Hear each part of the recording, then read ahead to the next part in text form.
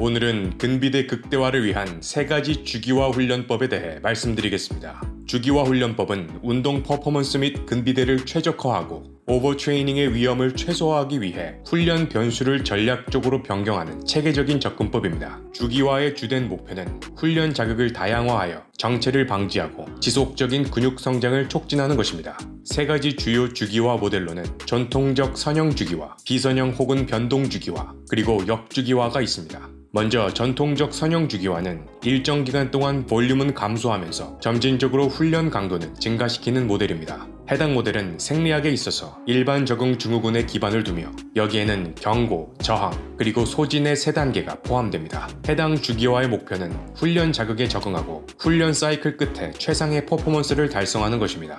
전통적 선형 주기화에서 사이클은 크게 3개로 나뉩니다. 먼저 매크로 사이클은 가장 긴 단계로 일반적으로 몇 달에서 1년에 이르며 훈련 프로그램의 전반적인 목표와 구조를 설정합니다. 그리고 메소 사이클은 매크로 사이클을 세분화하여 몇 주에서 몇 달간 지속되는 단계입니다. 각 메소 사이클은 근지구력, 근비대, 그리고 근력과 같은 특정 훈련 목표에 중점을 둡니다. 마지막으로 마이크로 사이클은 가장 짧은 단계로 약 일주일간 지속되며 일일 훈련 변화를 중점적으로 다룹니다. 다음은 변동 주기화라고도 불리는 비선형 주기화로 더 짧은 기간 내에 운동 강도와 볼륨과 같은 훈련 변수들을 자주 변경하는 주기화입니다. 이러한 접근법은 훈련 자극의 지속적인 변화를 제공하여 오버트레이닝의 위험을 줄이고 잠재적으로 근비대 적응을 향상시키는 것을 목표로 합니다. 변동 주기화는 주로 2가지 형태로 수행할 수 있습니다. 먼저 일일 변동 주기화는 같은 주 안에 고강도, 중강도, 저강도 부하 세션을 번갈아 수행하는 모델입니다. 예를 들어 하루는 고강도 저볼륨 훈련을 수행하고 다른 날에는 저강도 고볼륨 훈련을 수행할 수 있습니다.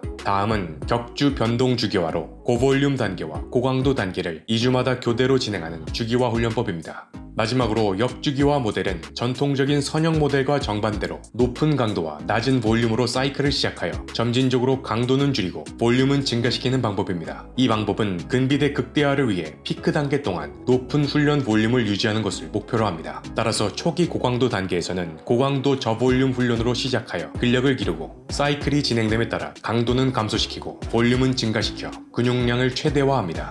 그리고 마지막으로 가장 높은 훈련 볼륨을 수행하므로 최대 근비대 적응을 촉진합니다. 앞서 언급드린 3가지 주기화 모델을 실제 적용 시 주의할 사항은 다음과 같습니다. 먼저 주기화 전략의 선택은 개인의 선호도, 운동 목표, 그리고 훈련 반응 등에 따라 달라져야 하며 항상 진행 사항을 피드백하여 훈련 변수를 조정해 나가야 합니다. 또한 딜로딩 기간을 설정해야 합니다. 운동 강도 또는 볼륨을 줄이는 딜로딩 기간을 훈련 프로그램에 반드시 포함해야 오버트레이닝을 예방하고 회복을 촉진하는 데 도움이 됩니다. 일반적으로는 3대1 비율로 훈련주와 딜로딩주를 설정하는 것이 바람직합니다. 정리하면 주기화 훈련법은 훈련 변수를 체계적으로 변화시켜 근육 성장을 최적화하고 오버트레이닝의 위험을 최소화하는 전략입니다. 오늘 말씀드린 통찰을 훈련 프로그램에 적용하면 보다 효과적으로 근비대를 달성하고 부상 또한 예방하실 수 있을 것입니다. 항상 시청해주셔서 감사드리며 다음 영상에서 뵙겠습니다.